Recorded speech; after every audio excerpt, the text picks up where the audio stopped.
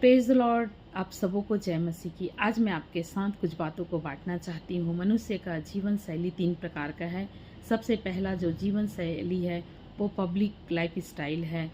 सार्वजनिक रूप से हम लोगों के सामने कैसा रहते हैं या कैसा दिखते हैं या कैसा करते हैं, ये हर लोग हमको देखते और जानते हैं।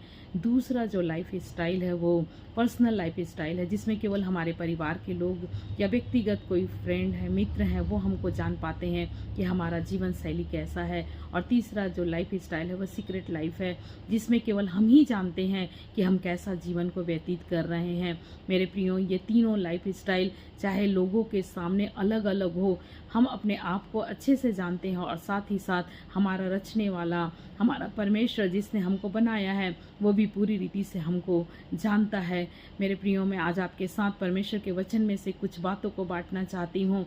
परमेश्वर का वचन यदि इफिसियों की पत्री उसका 5वां अध्याय और 16 पद को पढ़ेंगे तो वहाँ पर लिखा हुआ है कि अवसर को बहुमूल्य समझो क्योंकि दिन बुरे हैं। और हम सब अपने जीवन को या आसपास के लोगों को देख करके या माहौल को देख करके हम जान सकते हैं कि वास्तव में दिन जो है बहुत ही बुरे हैं और मनुष्य का जीवन क्षणिक है।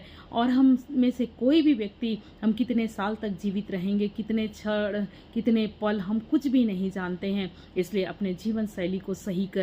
हम लोगों के सामने अलग दिखाने वाला जीवन को व्यतीत ना करें। हम अपने परिवार में अलग जीवन व्यतीत ना करें। हम अपने गुप्त में जीवन अलग प्रकार का व्यतीत ना करें, लेकिन हम हर क्षेत्र को सही करें। परमेश्वर के साथ अपने संबंध को सही करें, हम लोगों के साथ अपने संबंध को सही करें और हम अपने जीवन को पूर्ण रीति से परमेश्वर के हाथ में सौंपें, क्योंकि हम नहीं जानते हैं कि कल क्या होगा या थोड़े पल में क्या होगा। लेकिन हम इस बात को जानते हैं कि जो जीवन हमको मिला है वो केवल एक ही बार का जीवन है और न्याय होना तो निश्चित है। सो हम परमेश्वर के लिए अपने जीवन को समर्पित करते हुए हम अपने जीवन को तैयार करें, ताकि परमेश्वर की आशीष, परमेश्वर का अनुग्रह, परमेश्वर का दया और परमेश्वर का जीवन हमको मिल सके और हम परमेश्वर के समक्ष खड़े होने के लिए तैयार हो सकें। सो परमेश्वर इन वचनों के द्वारा हम सबों को बहुतायत से आशीष दे।